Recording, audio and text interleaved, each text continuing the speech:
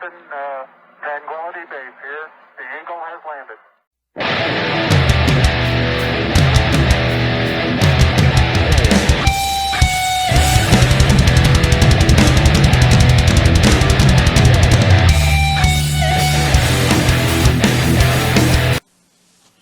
So I know in the last video I kind of jumped around a lot and the audio wasn't that great. I do apologize for that, but we are going to remedy that. I ordered a new mic. The one we use right now currently, it's not that great, but we do the best of what we got, right?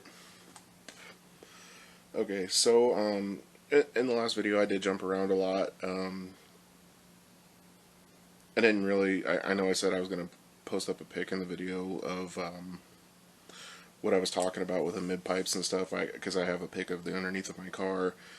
I will do that in this video, as well as some other pics, so you can kind of get a general idea of how difficult it is.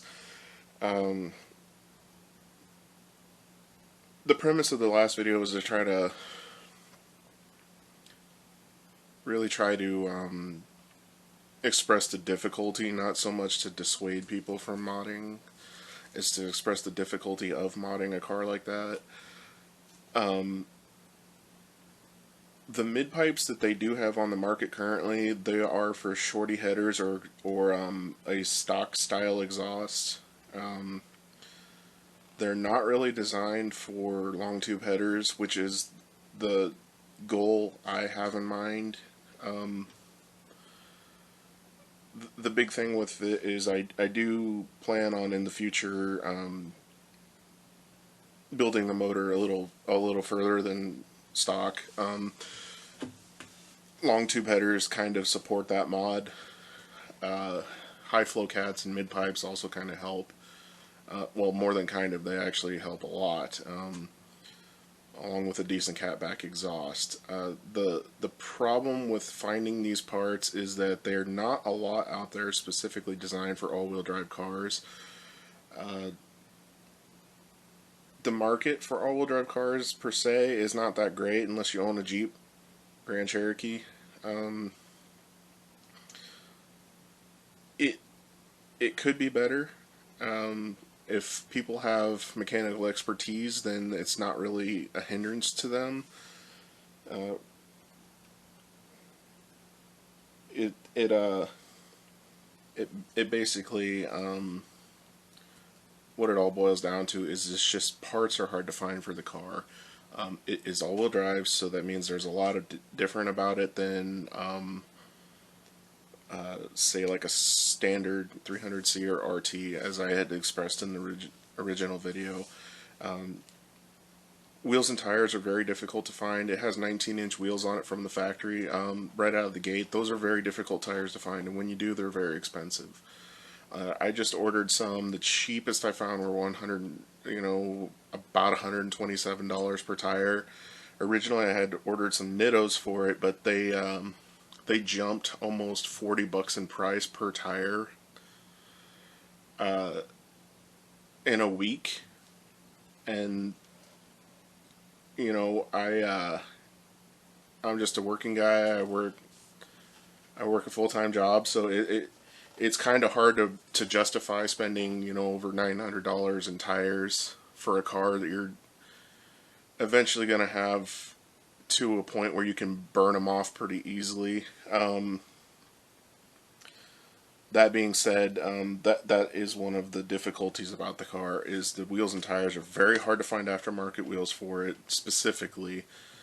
And tires, they're 19-inch tires, are hard to find, they're expensive when you do, not a lot of places make them, and especially they very rarely make in that specific size. It is a 235/55/19 in that size. It is very difficult to find a performance tire for the vehicle. You have to kind of go with what the market has, and there's just not a lot in that size that really fits the bill for performance. That being said, I do want to kind of talk about the future goals with the car, where I want to be soon. One of the big things I want to do to the car end goal here is supercharging or turbocharging the car and making quite a bit of horsepower and upgrading everything accordingly. I also want to up the displacement in the car.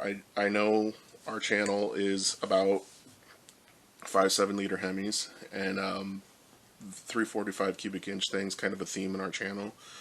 I do want to keep that theme, and I'm not sure if it's this specific car I want to mod to that extent, but I will have a 5.7 Hemi for this channel specifically that I am modding one way or the other, if it's this car or a different one. But the future goal for this car is I would like to up the displacement, still keep the 5.7 Hemi block so that I can kind of keep with that theme if that's the route I go with. I don't want to go too big with the build, displacement wise, because it's hard to keep, without getting too technical, it's hard to keep parts together when you start building too much power for what you have underneath and behind the motor. You know, at the end of the day, you're putting a built motor behind a stock transmission, or I'm sorry, in front of a stock transmission, and it's going to break parts eventually. You can kind of prolong that with some upgrades. There's Arrington Performance or ShopHemi.com. They make a stage 1, stage 2, nag 1 valve body kit that kind of helps with the slippage that you'll eventually get after putting some power down. That could help. However, the future goal with this car is to make enough power that I won't have to eventually upgrade to a better transmission. I don't want to upgrade this car to the point where I cannot daily drive it. That's a big thing for me, is I buy things to drive. I don't buy them to set around in my garage. I already have a car that does that, and I don't want another one. That being said, that car will be a different video. I will be, again, posting a few pictures of the underneath of my car, so you can kind of get an idea of what I'm talking about, the difficulty of finding the parts. My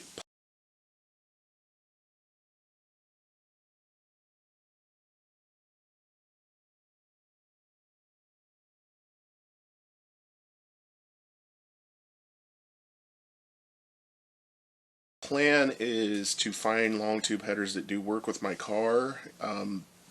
Finding mid pipes that work with those headers are probably going to be next to impossible. However, I can fabricate to an extent. I'm not going to say that I'm the best in the world. I can weld. I can weld to save my life if I need to. I'll probably wind up making my own. So I'll keep you guys updated in that in the future, and that's if I can find some headers that fit the car in a long tube version. I don't want to make this video too long explaining things I already explained, but basically, if you buy a car like this and you want to mod it, just be careful. Do your research before you buy it. I did, but I got jaded, and I kind of wanted this car for the all-wheel drive thing, to daily drive it. I have kids, I haul them around in my car.